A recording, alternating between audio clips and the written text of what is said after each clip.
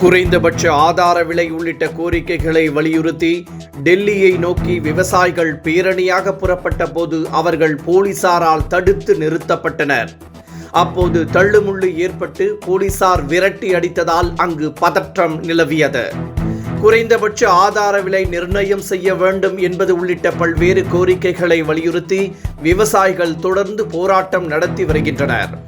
இந்த நிலையில் கோரிக்கை தொடர்பாக டெல்லி சலோ என்ற போராட்டத்தை விவசாயிகள் மீண்டும் தொடங்கினர். ஹரியானா மற்றும் பஞ்சாப் இடையே ஷம்பூ எல்லையில் குழுமியிருந்த விவசாயிகள் டெல்லியை நோக்கி புறப்பட்ட போது அவர்களை போலீசார் தடுத்து நிறுத்தியதால் பரபரப்பு நிலவியது. விவசாயிகள் டெல்லியை நோக்கி வராமல் இருக்க ஆணி பலகைகளை போட்டு போலீசார் தடுப்புகளை ஏற்படுத்தியுள்ளனர். கேரளாவைச் சேர்ந்த ஜார்ஜ் ஜேக்கப் வாக்கட் கார்டினலாக நியமிக்கப்பட்டது குறித்து பிரதமர் நரேந்திர மோடி பெருமிதம் தெரிவித்துள்ளார். உலக கத்தோலிக்க மத தலைவராக இருப்பவர் போப் பிரான்சிஸ். இவருக்கு ஆலோசனை கூறவும் சமய முடிவுகளை எடுப்பதற்கும் கார்டினல்கள் முக்கிய பங்கு வகிக்கின்றனர். கத்தோலிக்க மத தலைவர் தேர்வு செய்வதிலும் இவர்களுக்கு பங்கு உண்டு. பல்வேறு மறை மாவட்டத்திற்கும் தலைவராகவும் செயல்படுகின்றனர்.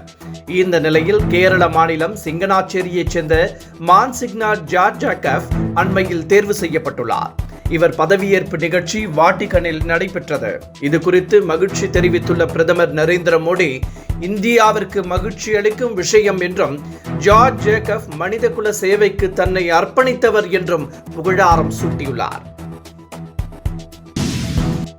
தமிழக முதலமைச்சர் மு.க. ஸ்டாலின் எந்த காலத்திலும் அதானியை சந்திக்கவில்லை என மின்வாரியம் அறிக்கை வெளியிட்ட போதிலும் அது குறித்த கருத்துக்கள் முன்வைக்கப்பட்டது குறித்து அமைச்சர் செந்தில் பாலாஜி கண்டனம் தெரிவித்துள்ளார்.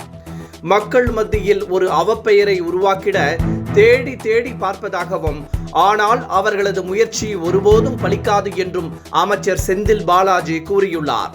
விமர்சனங்களை பார்த்து ஒருபோதும் அஞ்சியதில்லை என கூறிய அமைச்சர் 2026ஆம் ஆண்டு சட்டசபை தேர்தலில் திமுக வெற்றி பெற்று ஆட்சியை கைப்பற்றும் என்றும் திட்டவட்டமாக தெரிவித்தார். திருவண்ணாமலையில் கார்த்திகை தீபம் ஏற்றும் இடம் பாதுகாப்பாக உள்ளதாக புவியியல் வல்லுநர் குழு கூறியுள்ளது.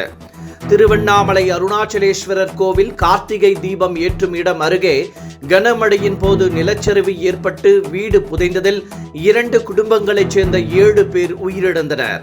எனவே அந்த இடத்தின் பாதுகாப்பு தன்மை குறித்து ஆராய 8 பேர் கொண்ட புவியியல் வல்லுநர்கள் ஆய்வு மேற்கொண்டனர்.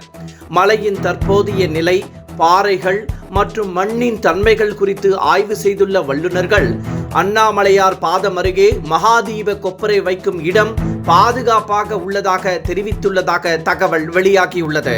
எனினும் இது குறித்து அவர்கள் அறிக்கை தாக்கல் செய்ய உள்ளனர். புதுசா வர்றவங்களுக்கெல்லாம் பார்த்து திமுகவினர் பயப்பட தேவையில்லை என விஜயை அமைச்சர் தாமோ அன்பரசன் மறைமுகமாக சாடியுள்ளார். தாம்பரத்தில் நடைபெற்ற நிகழ்ச்சியில் பேசிய அவர், லாட்டரி டிக்கெட் வித்தவருக்கும் பிளாக்கில் டிக்கெட் வித்தவருக்கும் தற்போது போட்டி நடப்பதாக ஆதவ் அர்ஜுனாவையும் ஆனந்த விகடன் குடும்பத்தையும் அமைச்சர் தாமோ அன்பரசன் விமர்சித்தார். மை இந்தியா 24/7 முக்கிய செய்திகளை உடனுக்குடன் தெரிந்து கொள்ள உடனே சப்ஸ்கிரைப் பண்ணுங்க, பெல் பட்டனை பிரஸ் பண்ணுங்க. என்றும் உங்களுடன் மை இந்தியா.